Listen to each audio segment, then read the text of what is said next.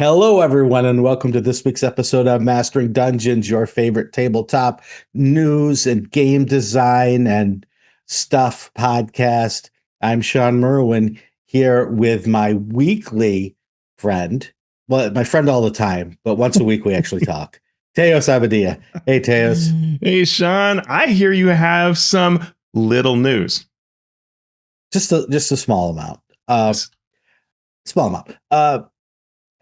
So I am stepping down from my role as managing editor and game designer at Ghostfire Gaming because I am now a contract game designer for Wizards of the Coast. Wow. And so they hired recently James Hake, they hired Leon Barolero, and they hired Aaron Roberts. And they are all full-time employees of Wizards of the Coast now. I am not. I am a contract game designer. So it's a year-long position, not a full-time position, which means I can continue to do podcasts. I can continue to do freelancing elsewhere if I can make sure I fulfill all my commitments for Wizards of the Coast. So I am not a Wizard of the Coast so much as a Warlock of the Coast. Because I only have 2 spell slots, but I have made a deal with a dark and mysterious entity. So it's very exciting.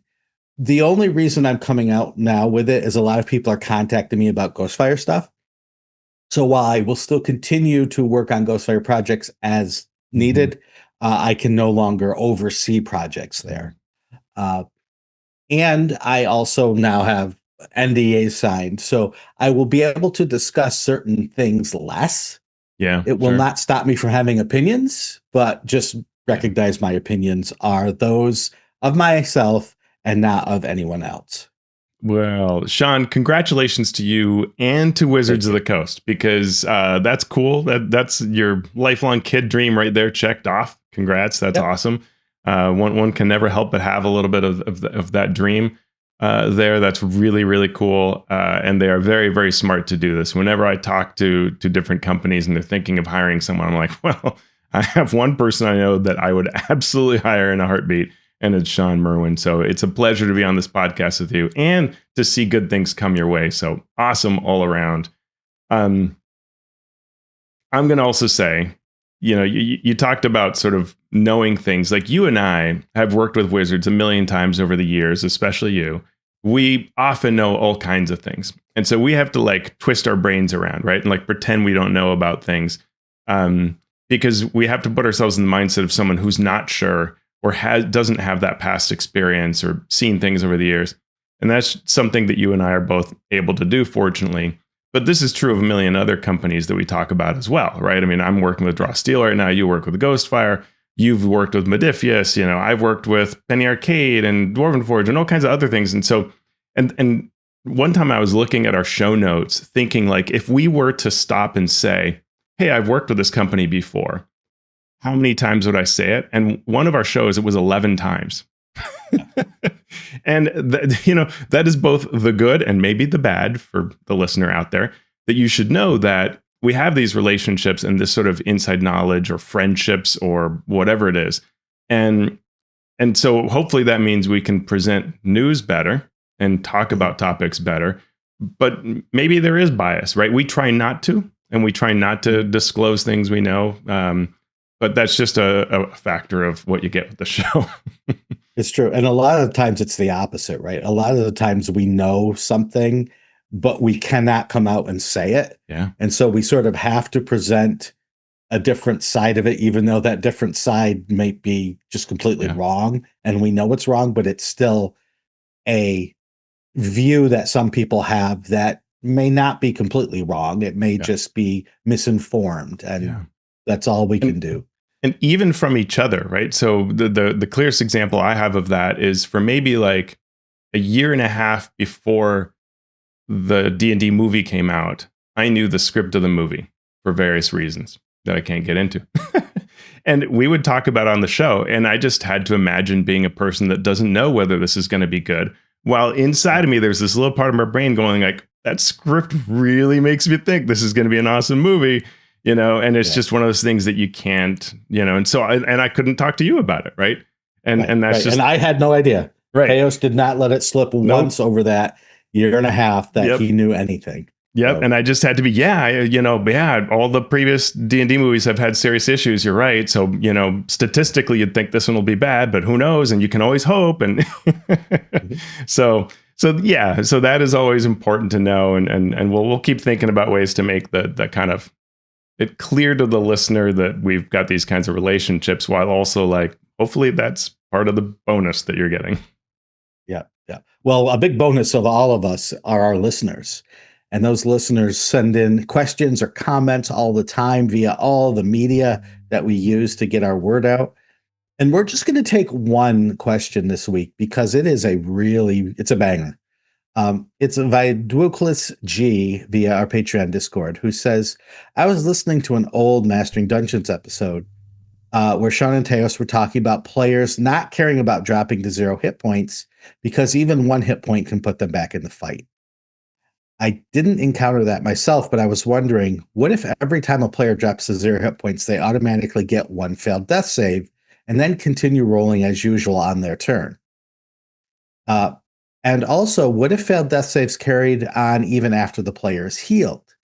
And if you only removed one of those failed death saves on a long rest, how much should we increase the failed death save threshold until the player is dead to keep it relatively the same challenge as the normal rules? Should it be 5 death saves or more? I understand that would drastically depend on play style. Okay, so I love this question so much. This kicked off a big talk in our Discord. And this is the perfect example of how a game designer would start to think about these problems. Yeah. Death saving throws, and dying in 5e 2024 D&D. You could make a million different permutations of how you want to handle it, but the GM and the player desires are always going to be all over the place. So if you move away from the rules as written, you're going to please one group and you are going to displease another, regardless of what you do. And it is true, I think, as a whole, and in my experience, that players tend not to worry overly much about their characters going to 0 hit points. It's sort of part of the game. And just to say that, because you're equally effective at 1 hit point as at 20, as at 30. And so there's only that 0 state that kind of matters. Yep. Right? The game is built for characters to get back to positive hit points quite easily. And 2024, I think, made this even easier. Potions are now bonus actions, potions of healing. Characters have more access to healing spells. The healing spells they have access to are more powerful. However, some players, even those who do understand the game really, really well, still get upset when their characters are knocked to 0 hit points because they can no longer do something on their turn other than make a death save. So this inability to take actions or bonus actions or reactions or move is seen as unfun to some. And anything unfun means that the game as a whole is unfun. So these are the sort of all of the things that we're throwing into this stew to try to figure out how can we make a perfect health, unconsciousness, death, dying system. So what do you have to ask yourself as a game designer? You have to ask, first of all, how lethal should the game feel to the players, which is a different but equally important question to how lethal should the game actually be? The game could feel super lethal, but not be lethal. The game could feel non-lethal at all, but be really lethal. The way you twist some of these dials that we're going to talk about. I'm going to pause there, Teos. Any initial overarching thoughts? Yeah, I'll speak to lethality a bit. In that, when I wrote the adventure, The Artifact, for the Ravenloft series of Adventures League, I had an encounter early on where a zombie beholder is present. And when this premiered, I think at Winter Fantasy, a few players had their characters turn to dust when the disintegration ray on that beholder hit, because at that level, it can one-shot some characters. And on some, I think it was on EN World, there ended up being this discussion, and I kind of chimed in and said, hey, author here, I sort of felt like every now and then an adventure needs to have some teeth, and that there is that possibility that you can be taken out. And, but at the same time, I did listen to when folks said, yeah, but this happens at the beginning of the adventure. And I thought to myself, yeah, they're right. And in fact, the way the adventure is, the tone of the adventure, the things that happen, I actually could have had some interesting things where if you got disintegrated early on, you could have played in a certain way and it would have worked fine. Because it is unfortunate when at the beginning of a 4-hour session that you sat down to play, whether at home, but especially at a convention where you paid for that slot, it is pretty disappointed to sit there for 3 more hours of not being able to do anything. And so, there's a yin and yang there when it comes to lethality.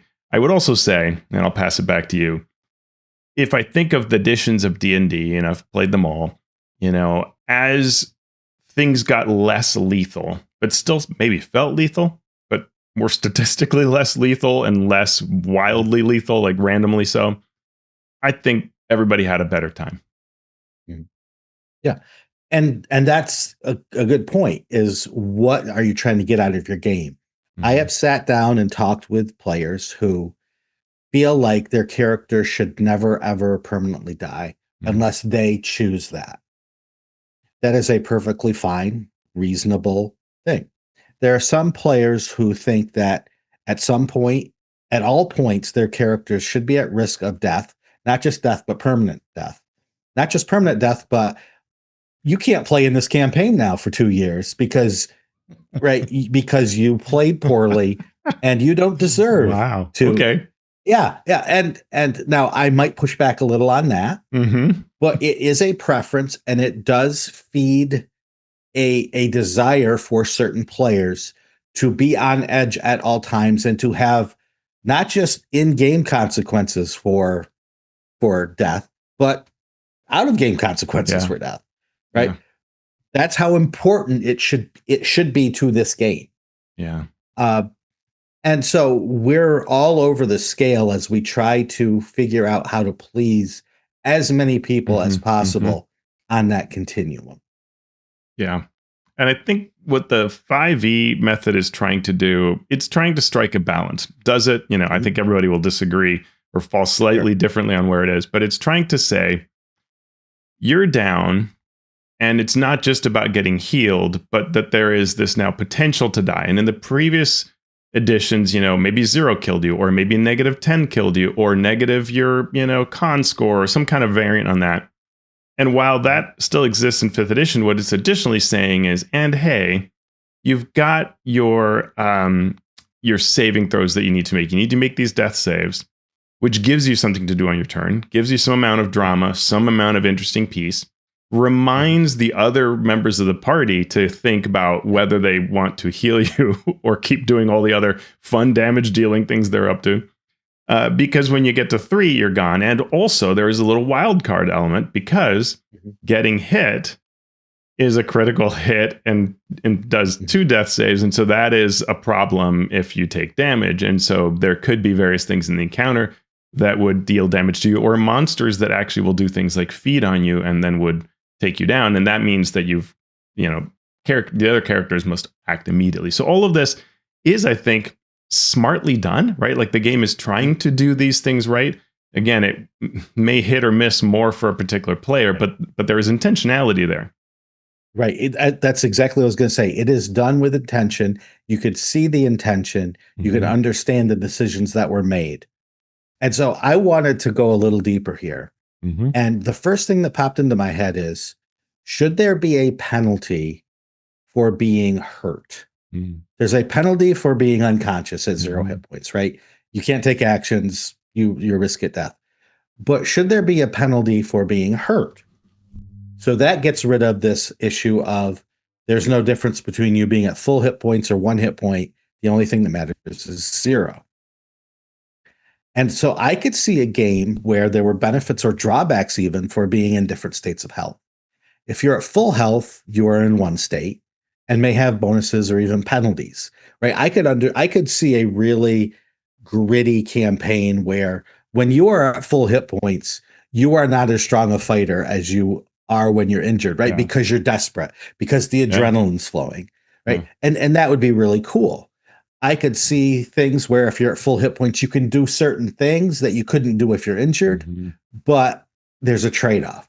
Yeah. I could see we've already had in 4th edition the bloodied condition, right? Where if that added something of not just full, not just 0, but halfway, things may happen when you achieve that, or you may get additional penalties or benefits while you are at 0 or half hit points or less. Yeah. So we could add all of this to a game. And I'll say, one of my early experiences with that question was playing Shadowrun back in, first edition Shadowrun back in the 80s. And you would tick off little boxes of hit points. And when you got to the end of a track, you'd be on the next part where you track. And now you're at -1 to everything. And then you're at -2 and so on. And what you found out was, boy, it's really not fun. It's really not fun to be at these negatives to everything you're doing, because guess what it makes you want to do? Interact with the game less, right? Yep. And sometimes it's okay. I've also played some other games. I can't think of what game, but I know there was a game where when you crossed off something, you lost access to certain abilities, like something like kind of like you were talking about. And again, it's like, I get you're trying to be realistic, and I like that, but also I like being my character, right? And so it's hard. Yeah. If it's only penalties, it, as you say, Teos, it becomes less and less fun. Your character becomes less and less of what you envisioned when you created that character. That's why adding some benefits at certain things is a cool idea. However, as cool as that sounds, if you are a game designer or if you are a player or a game master who has played enough, what you find is instead of playing the game and focusing on the story and what their characters do, players will then begin to think of the system and not the game. So maybe their coolest stuff, maybe their strongest thing is at half or less, but not 0. So what do they try to do then? They try to game the system by being at half or less as much as possible. So now they're making decisions not like, oh, I'm the big barbarian who's going to run up and hit this dragon. It's how can I get to half hit points or less so I can do extra damage or have these extra maneuvers. As cool as it sounds, I got to play 4th edition this week, and I'm holding up the player's handbook. It was such a fun return to 4E, but there was something in that reminded me, there was a lot of this sort of being bloodied and healing surges and things like that. It reminded me of my friend Ian, who used to play a Minotaur barbarian, and he wanted to be below hit points. He also actually wanted to hit 0 hit points because he could attack you when he went to 0 and then bounce back up, and just all kinds of ridiculousness like that, right? Where he wanted to die. And it was just like, it was amusing, but didn't quite make sense. And for the great, highly tactical, loving players, it's wonderful. That's wonderful. They could do that all day long, and that's part of the fun. For those who don't want that many tactics or want more story-focused games, that kind of a system becomes a burden. So we'll set that aside for now, keeping in mind the fact that being at 0 for a lot of people is unfun because you can't take actions. So how easy should it be to get hurt? How easy should it be to move between the different stages of hurtness? Right? Should it be highly fluid? Should it be a certain number of hits and then you are in trouble, another number of hits and you are done? I think of MCDM's Draw Steel for this, where you are getting injured constantly. Right? There's this every concept of hits. Misses. Yeah, every attack basically does damage. So you are constantly moving up and down the scale. In D&D, it tends to be mostly down, down, down, and then big jump back up, and then down, down, down, big jump back up, which works for a lot of people, may not work for everyone. There may be some games where it's just you rarely get hit, but when you do, it only takes 2 hits to take you out. And that could be a fun game as well. But as you're designing systems, you want to think about what you want that spectrum to be of full, damaged, unconscious, or dying. Yeah. And can I say it's been really interesting with both Draw Steel and Daggerheart. both of these games have tried to address this or add some new angle on this, right? With Draw Steel, when you hit 0, you don't go down, but you are now what's called bleeding, and any action you take deals damage to you, which could kill you because it's not that hard for that D6 that you're rolling and adding. I forget if it's your victories or level. You add something to it, and that could take you out. In fact, the very first time one of our players did it, they took themselves out by rolling a nice 6 on that D6, and down out they went. New character time. Daggerheart asks you a question of which of 3 things you want to choose as you go down. Do you want to do this like super heroic out in a blaze of glory, and you know you're dead? Do you want to see whether you die, or do you want to kind of stay down? And those, so it tries to make it a dramatic moment, which is some of what we're talking about here. Is, does this feel like you actually went down, and if you die, like it was proper, and so on? Yeah, and it gives the player the choice, right? So that's in the Fate camp. That's in the Powered by the Apocalypse camp of, right? You choose to do this move, or you choose to be taken out, but you get to narrate that, as opposed to trying to stay in and having the game master be able to narrate that. So that was another question I had in here, is how much say should a player or GM have in the potential death of a character? Should the rules of dying be static or random? Teos has already said that in certain versions of D&D, when you hit 0, you were dead. There was no anything else. That was just that. You could be raised later. You're just dead. In editions after that, they introduced this death saving throw concept that sort of randomized it. You could still affect it, and that gave you a tactical, and your party a tactical means of managing the situation, but there was still a bit of randomness involved. So should there be a pressure luck mechanic that lets players ignore the penalties of dying with possible consequences? So as Teos said in Draw Steel, you could choose to continue to fight, but you're always pushing that luck that you may fail, the dice might be against you, versus taking the safe play and knowing, or at least dramatically decreasing your chances of dying, but you don't get to do the things on your turn that you normally would. And I shared, last week I died playing Pirate Borg, which I'm holding up the book for that. And what's interesting about that is, you get this luck die that lets you re-roll or even decrease things or achieve a success. And it's a very powerful mechanic. And one of the tough things you have to ask yourself, because you might have just a couple of these or even just a single point of it, is, do I use it on like that failed skill check? When later today, I might be facing death, and I might really want that die, right? And, I died for a series of bad choices that my dice failed to back up, and I had spent my luck die on something else, and so I died. But it was funny to see when I died in that game, kind of everybody around the table was more surprised and I think more impacted than I was. I was like, I knew doing these stupid things that this could go this way.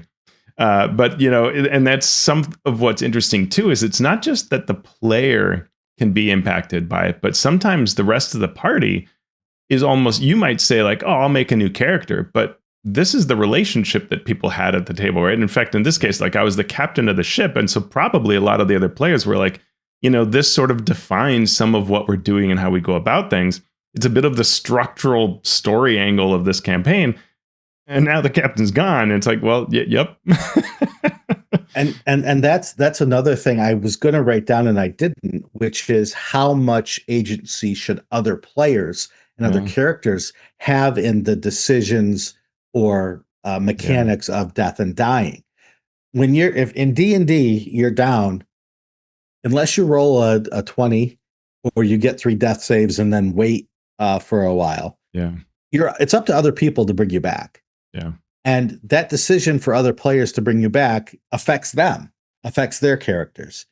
And so there's this interdependency that can be a strain with certain players who don't want to take that turn to do that, even though tactically it may be great. It may not be what their character would actually do, and they care about that narrative.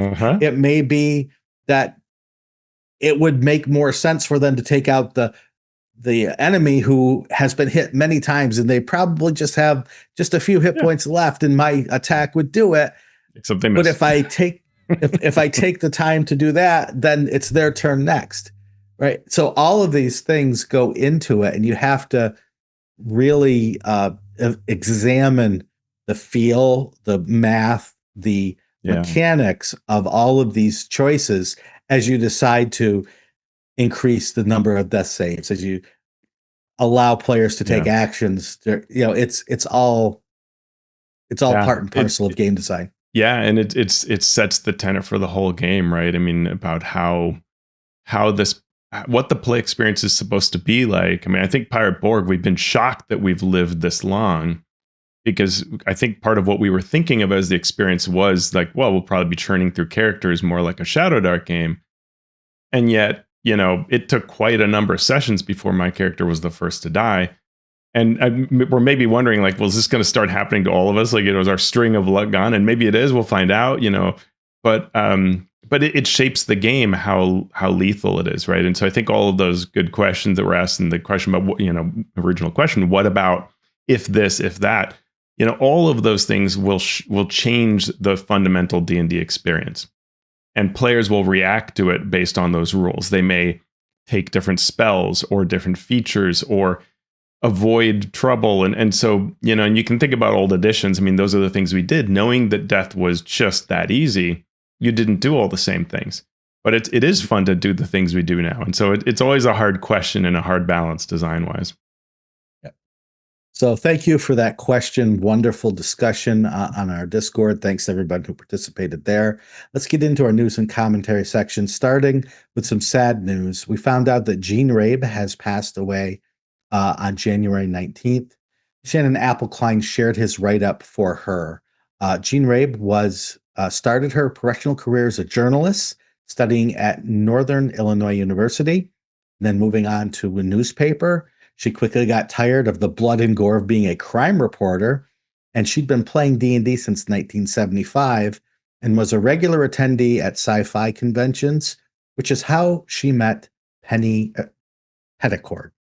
Petticord told Rabe that she was planning to quit her job at the RPGA, which was owned by TSR, and Rabe should apply for the position, which she did. But TSR tried to get her to take the job of Gen Con coordinator. Rabe was not interested in that. She wanted a job writing and editing, which was what the RPGA job offered. And that's how she became the RPGA's fourth network coordinator on March 23rd, 1987. Yeah. I'll just pause and say, for those who don't know, the RPGA was sort of like today's Adventurers League. It was the organized play. But much more. Because it was like much more. Encouraging everybody to have local clubs and sort of coordinating all those clubs together, which was interesting. Yeah.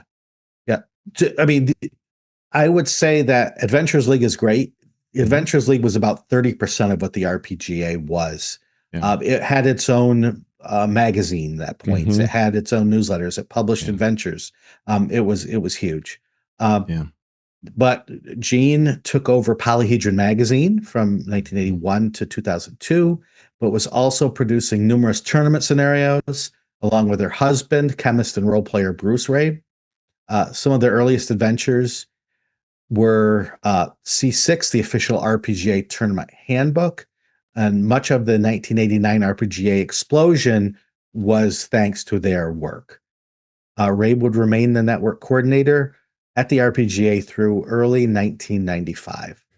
She also would produce a number of original RPG designs and become a successful novelist as well. Yeah. Incredible. And on those novel sides, she wrote the Dragons of a New Age trilogy for Dragonlance, which is very well regarded by Dragonlance fans. And her run as RPGA coordinator of 7 years is one of the longest that there has been, right? So one of the biggest people, impacting and shaping organized play as we know it. That's for sure. So condolences to her friends and family. D&D Beyond has released a schedule for their partnered content releases. Laura Holman, who's the product architect for D&D Beyond, shared this vision in an article. It talks about looking for projects that integrate smoothly with D&D Beyond's evolving tools and bringing something distinctive to the table that's not already there. What did you take away from this article, Teos? It's really interesting. I was curious when I first saw this article. Okay, are you going to tell me what I need to do to get on D&D Beyond? And no. In fact, quote, "This isn't a rigid formula. The evaluation of partnered content is approached with care, curiosity, and a two-way relationship with creators. Our goal is to treat D&D Beyond as a curated experience, one where you can discover great partnered content with confidence."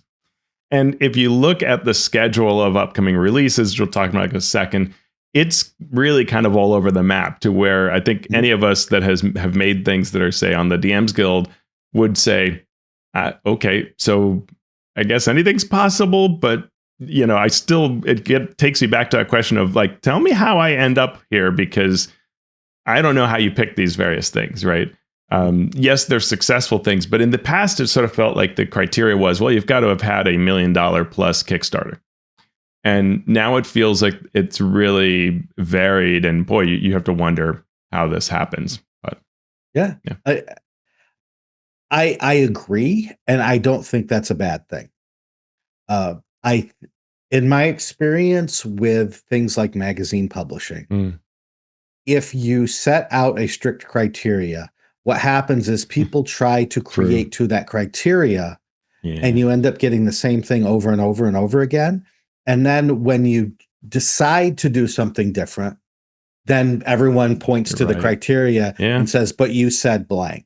You're wise, and Shawn. If this was like human rights type of stuff, right? The Bill of Rights, the Constitution, I would say absolutely we have a right to blank. Yeah, this is not that. Right? It's true. This is a private, publicly owned company publishing game content. No, you're right. So, and the schedule is very interesting. In January, we get Exploring Eberron, which was released in 2020 on the DMs Guild. It's been updated for 2024. It was originally published by Keith Baker Presents, but now it is under the auspices of Visionary Production and Design. So not surprising, right? Eberron, Keith Baker. One of the most successful things ever on the DMs Guild, sure. For sure. Okay, cool. And then in February, we get the Pugilist class, which was released in 2016 on the DMs Guild. It was an adamantine publication by Benjamin Huffman. So a single creator created a class, and it was very popular on the DMs Guild. I've worked with Benjamin through Ghostfire Gaming. I always go to him when we're doing subclasses and more rigid rules. Great designer. Not at all surprised to see him there, but surprised that it breaks the pattern that we've seen of companies or popular streaming individuals, huge that Kickstarters. Sort of Yep. So what else do we have, Teos? Late February, Faster Purple Worm, Everybody Dies Volume 1, which are one-shots by Beetle and Grimm. That one's also one that's maybe not super surprising because it's an obvious partner. One has to imagine Beetle and Grimm has been constantly reaching out to the Wizards to say, hey, how do I get my stuff on D&D Beyond? So here's one. And then in early March, Heliana's Guide to Monster Hunting Part 2 by Loot Tavern. I believe Part 1 is already on the Guild. Now, what's interesting to me about this one is this is 2014 content. Not updated. Yeah. And that was another thing that I thought one of the clear criteria was, well, of course, everything has to be now updated to 2024. And people have talked about having to update to 2024.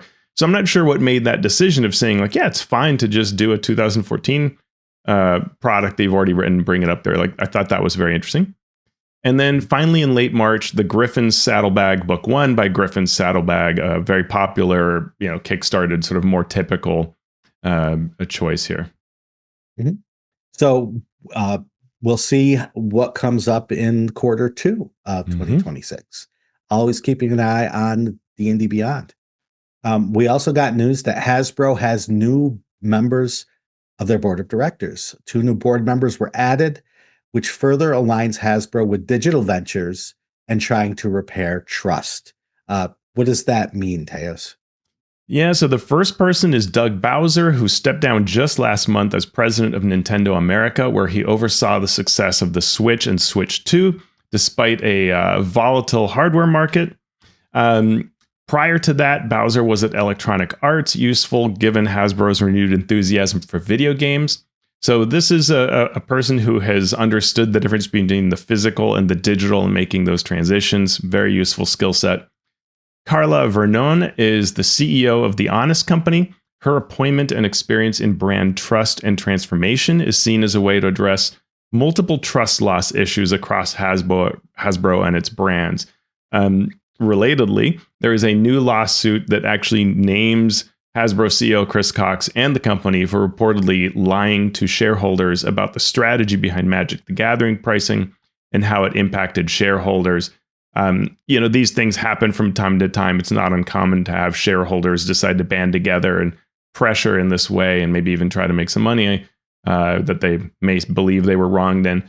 But it is that kind of idea of trust, right? And I think there's been a lot of trust, anything from the OGL to the number of Magic the Gathering releases and what kind of price points are there. And so that kind of pressure is maybe why Vernon has been appointed as one of the board members. Demiplane is adding a new feature called campaigns. So the Demiplane platform now allows the creation of a campaign for certain games, including Daggerheart, Pathfinder, and Starfinder, Marvel Multiverse, Vampire, Cosmere, and Cyberpunk, with more coming later, we have been told. What does it mean to create a campaign?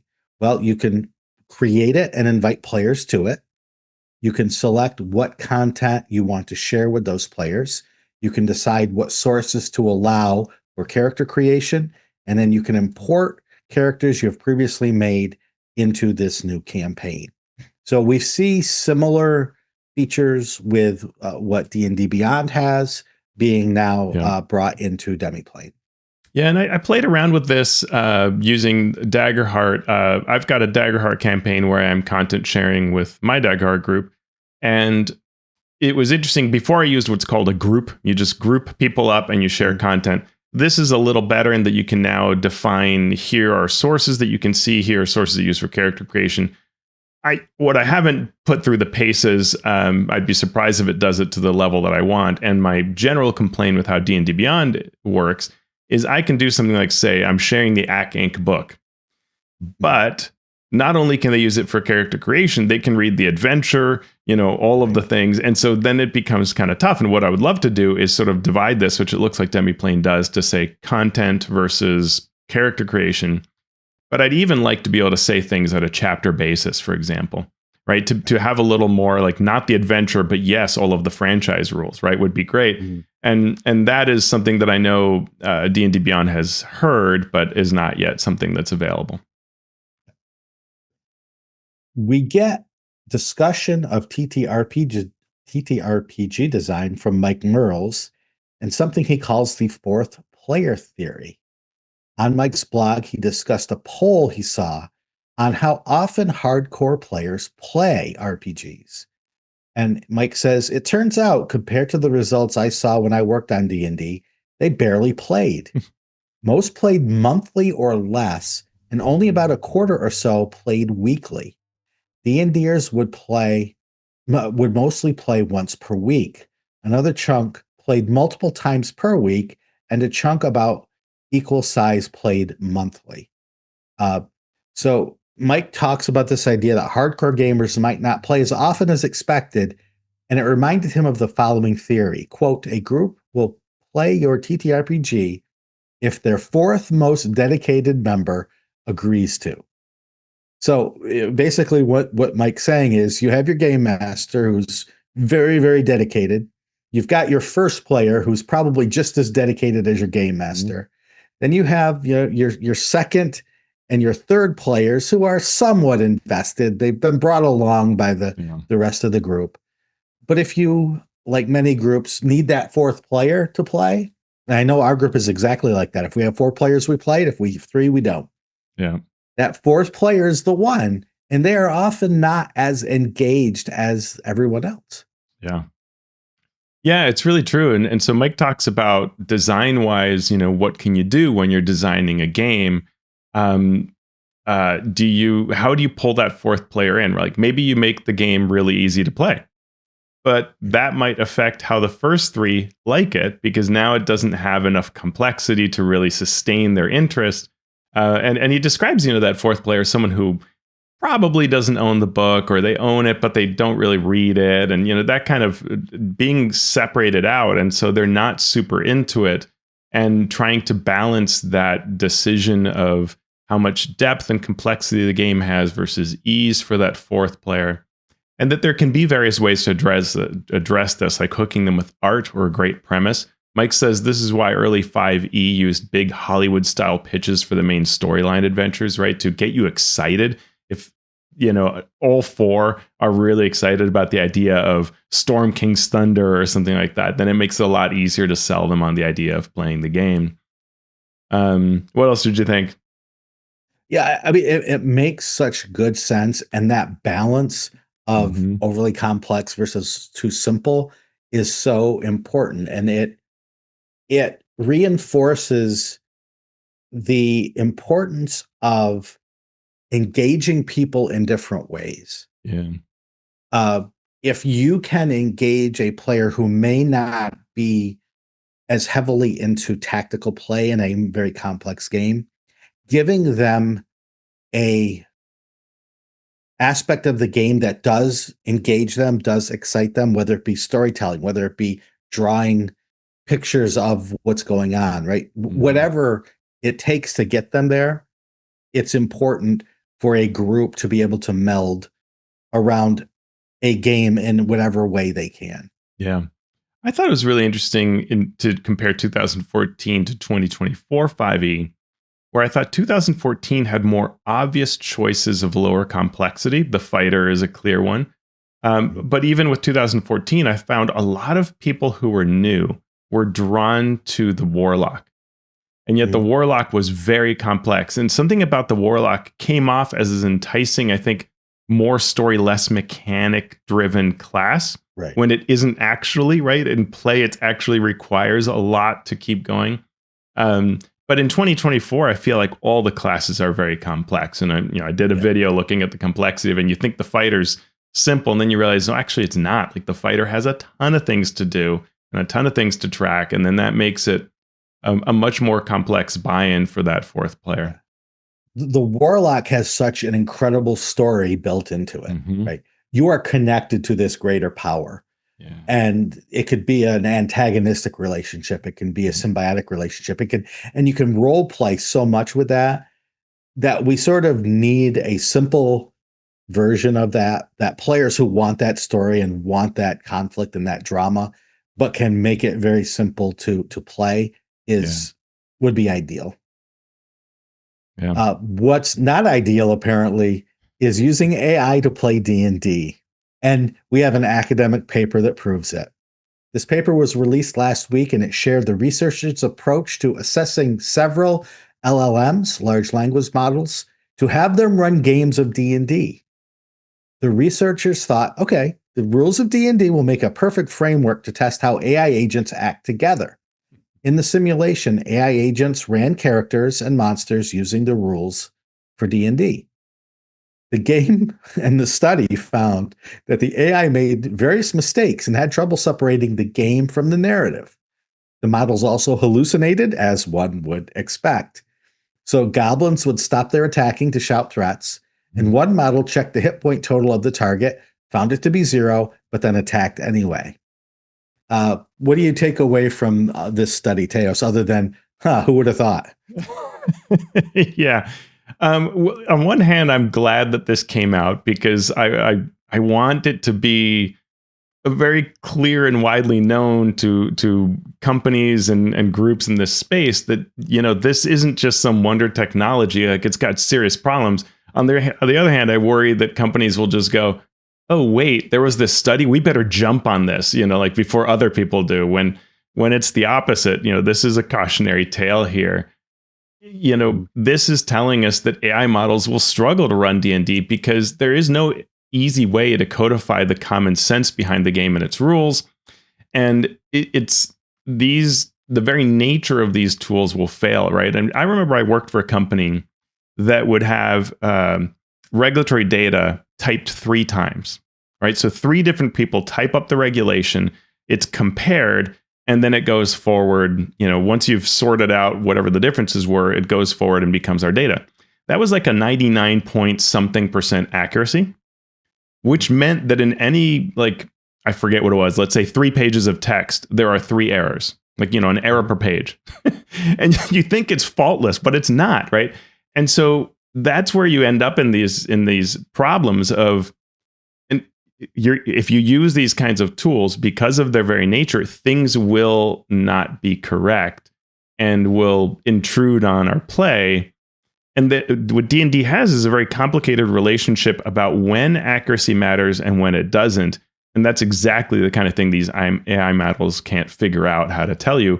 They will also do things like change their mind and so on, right? So that's a problem as well. So hopefully this is something that helps people want to move away from AI in this space. Mm-hmm. And in our creator corner, we're also moving away from scams. Tell me, Teos, about the $1 million RPG Maps bundle scam. Oh, geez. This is a really interesting read by Professor Grimm on their blog. They look at, they decide to just look at this. A friend of them says, hey, look at this thing. It's a bundle of RPG maps. And they start looking into it and realize, well, this is all AI imagery. And they do all of this detective legwork to figure out where this bundle came from.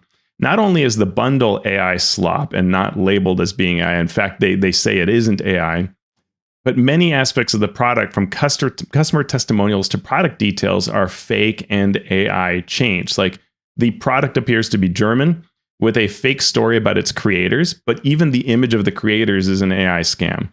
The company is actually in Romania, though the address the company states is fake as well. The actual company seems to have maybe 2023 sales of about $1 million. It's unclear how much of that came from the map bundle or what else they sell. The blog provides other product examples, right? It's not just this one map bundle, but many, many others that have fake creators and profiles. And it's just, this heartwarming picture of the 2 creators rolling dice together, completely fabricated. And also similarly making the rounds last week was a video that was warning companies or warning customers about a digital gaming projector. You don't actually get the projector. And when you inquire about it, the company says that, well, this was a preview. You're so almost like crowdfunding it. Like you're paying for the future product that isn't here yet. And they're like, no, you said this would be sent to me. Yeah. So when pressured, they finally send this Chinese projector that lacks many of the promised details, has been out for a long time, isn't related to what they were promising, and that projector sells for far less than what the person had paid. And so that video got made the rounds as well. And I think, Shawn, the reason we put this in our creator corner is that this all erodes the ability of creators to sell things directly to consumers, right? Because it erodes that trust that's out there. Somebody thinks they can get a whole bunch of maps for a price, and maybe they can, and they're just simply AI generated. But, a lot of other issues here with that trust and whether you're going to get what you want online. Yeah. The second bit of news in our creator corner is how to deliver your game copy to a layout designer. This comes from graftbound.com, and it shows a guide filled with tips on what a layout designer wants from you as a writer. It's a good read if you're interested in the topic. You could also check out the video that Scott Fitzgerald Gray and Teos did on how a book is made, available both on the Alpha Stream and the Mastering Dungeons channels. And I know that Martin Hughes, the graphic designer for Ghostfire Gaming, is a superhero, and learned so much about publishing from him. I have. Yeah. And so it's just an interesting read if you want the process of what text goes through as it goes into layout. Absolutely. And that, my friends, was our news and commentary section this week on Mastering Dungeons.